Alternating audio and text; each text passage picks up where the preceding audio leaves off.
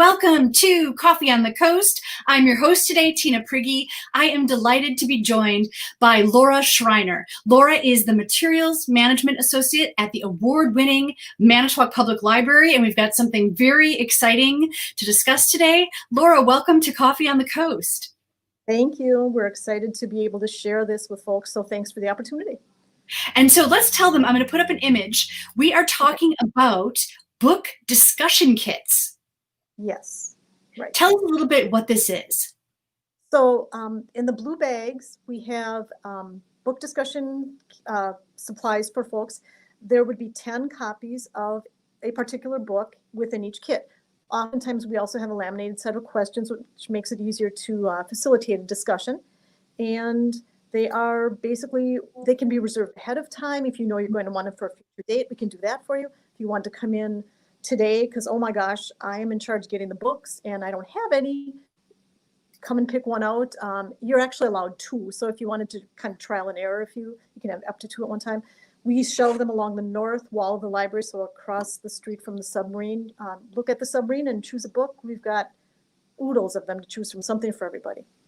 Very cool. So the kit has multiple copies of the same book, and it's designed as kind of a book club facilitator, so that you and a like-minded group can read a book and then have a discussion. Are there discussion questions and things like that included in the kit? Almost always. There are a few kits that don't have questions because we did not host a book discussion of that title here. Once in a while, another group from within the community is very kind and donates copies of their book discussion that they had finished and they wanted to share with us. Then we don't always have questions, but almost always there would be a copy of questions. You literally just need to add your friends, and it's really that simple. That is cool. And so it's not just one book per month. You said that there's multiple different titles and different genres that people could choose from? Right. We have lots of nonfiction, really compelling stuff, interesting stuff, lots of suspense, a great deal of historical fiction, a few Western, some science fiction, some classics, pretty much something for everyone. We also, upstairs in the children's room, have, I think, 10 kits of carefully curated titles for children or just groups of all ages. They're not just kids' books, if that's a thing that bothers a person. Fantastically well done fiction. So much. That's awesome that there's that option for kids, especially during this time of COVID, where they're really missing out. The kids that are going to school virtually, for example, don't have the same social connection. And so to have like a facilitated conversation about a book, that's wonderful. We know of a few homeschool groups that put their kids together to do this. I know of at least 2. I assume it's worked pretty well. And if we can support that, we're really thrilled. Our library is great. And so you were also saying too, Laura, that people don't have to have the discussion in the library, that people are taking advantage of Zoom, for example, or GoToMeeting. Tell us a little bit about that. So we know for a fact that, a lot of people, it's the hostesses. I say that because oftentimes women, but we know there are groups with lots of men in too. But a person group meeting at their house, gathers the books up and returns them. Well, that's been great in person. And we know a lot of folks do like a theme night. They serve a menu. They may have some wine. We know that it's a big social thing for people. And it was great when you could do that together. It's worked this summer because we know people are getting together outdoors at sometimes. But now that we're going back into cooler weather, people are going back to the Zoom meetings that they kind of implemented because people were doing this even in March, April, and the first wave of the problem times. People were still arranging curbside pickup. We were doing these things for people curbside too. They could call and say, can I pick up a kit? So we did that even when we weren't open. And they could meet however they arranged to meet. And we know of some folks that kind of got back together with people who had moved away. They somehow got them a book. Maybe those folks went, and got a copy somewhere else. I don't know. But they reconnected with some people virtually. So there's been a few good things coming out of this. That's awesome. And so is curbside pickup still an option? We are doing curbside if folks call and ask for it. Yes, we aren't advertising quite as much, but it's available every hour we're open. Just call ahead. Let us know you'd like us to pick up. You'd like to pick up your things, and we'll have someone run out to your car. We do have a designated area on the east side of the building. Obviously, in the parking lot, there's an orange cone delineating that, and we would love to help folks if that's. And just like all of the services and resources and knowledge that's available at the library, there is no fee to check out the kits or participate, right? I just lost the audio. I'm sorry. Oh, yep, just like all of the other resources at the library.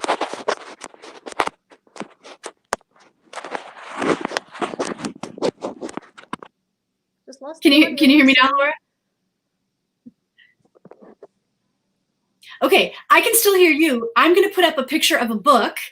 and let me have you talk a little bit about this, Laura. Okay. So the $80 champion is one that one of our staff members was really passionate about sharing with people several years ago. It's a great book. This one is nonfiction. It's the story of a horse who was already on a truck ready to go to the slaughterhouse because no one wanted him at an auction. He made eye contact with a gentleman who was looking for not a show horse so much, but a jumping horse, because that was kind of a thing in the late 50s. So this gentleman takes him, trains him. It's an amazing story of the connection between the horse, the man, his family. The backstory is Cold War era U.S. Times. There's some family drama there, thrill of competitions involved. We get just the strong sense of how much this family loved this horse. And I promise you, because this is a problem for some people, it doesn't have a really sad ending because we don't like sad endings to animal stories. It really is a great book. It's not, it was a bestseller years ago, but it's not a household name sort of book, but it's a really special book and people love it. It's fantastic. You have the best discussion about this one. Oh, it sounds great.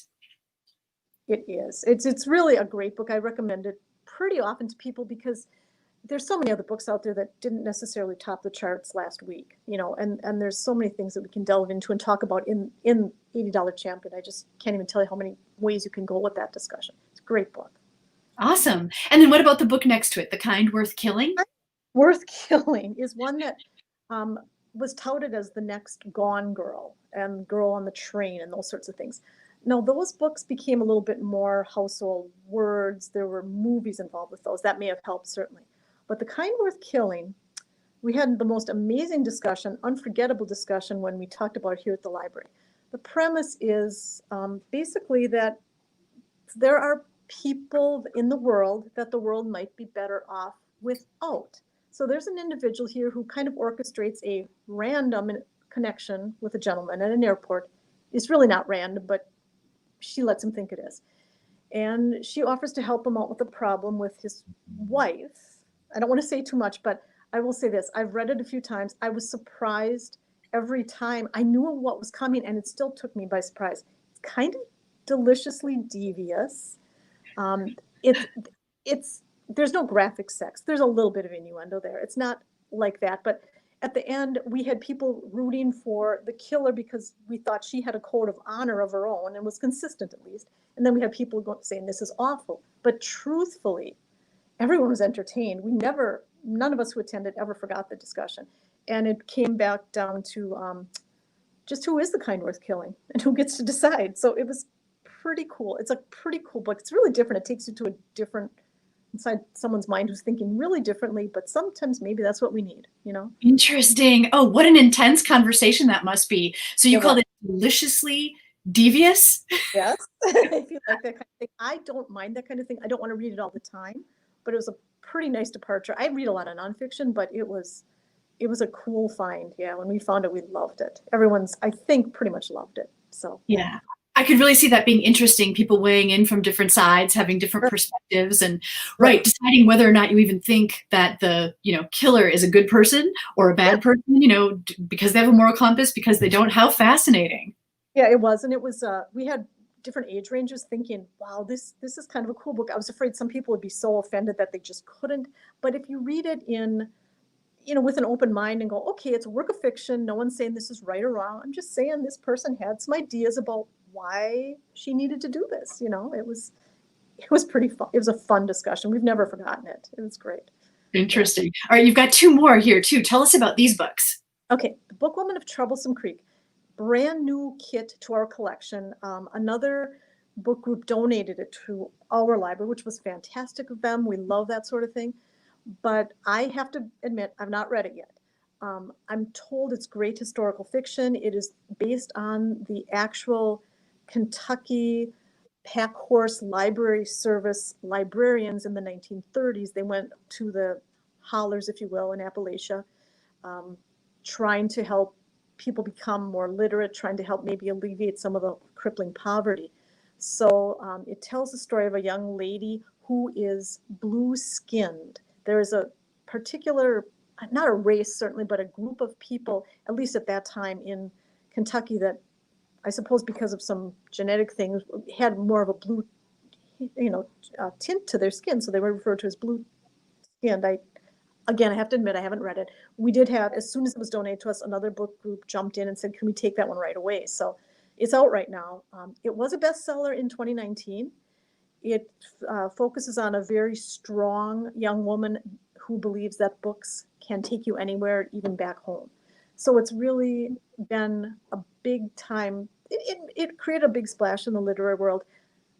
Little side note here, there's a really well-liked so far book that's kind of similar called The Giver of Stars by Jojo Moyes. We don't own that one as a book discussion kit, but I just want to put a plug in for another really good historical fiction. This Kentucky Pack Horse Library Service was real. It was kind of like a bookmobile, but a horse, by horseback.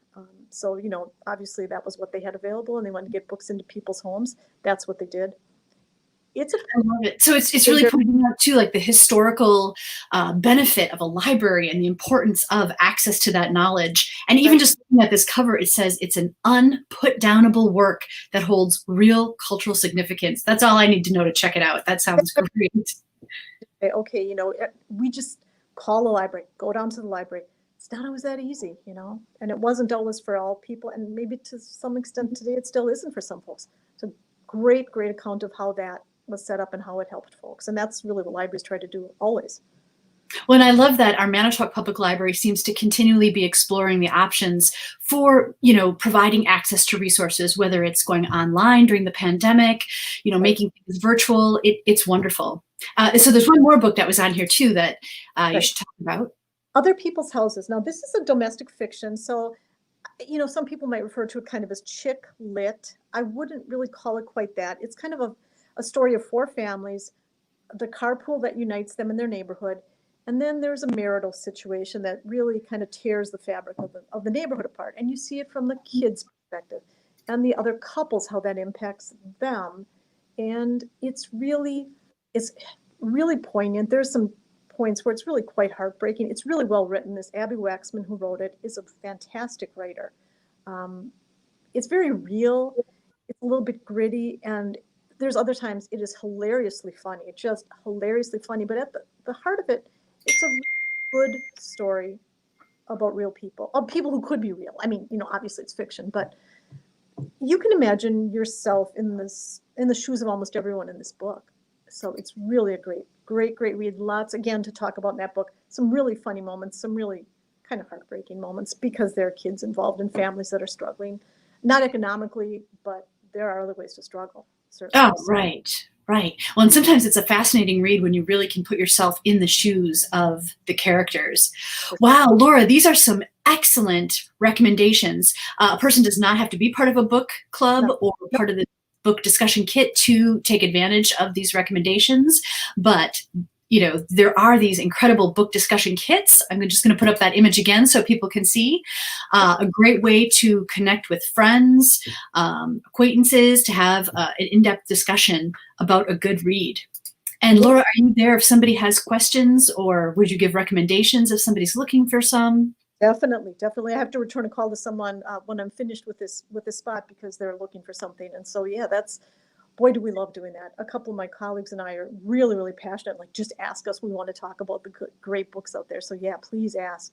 Yeah. That's fantastic. Laura, thank you so much for taking the time to join us today and to share all of this incredible information. Folks, pick up those books, enjoy reading, and look for recommendations from Laura and the team at the Manitowoc Public Library if you need one. You've been watching Coffee on the Coast. We're so happy that you joined us. We'll see you next time. Thank you, Tina.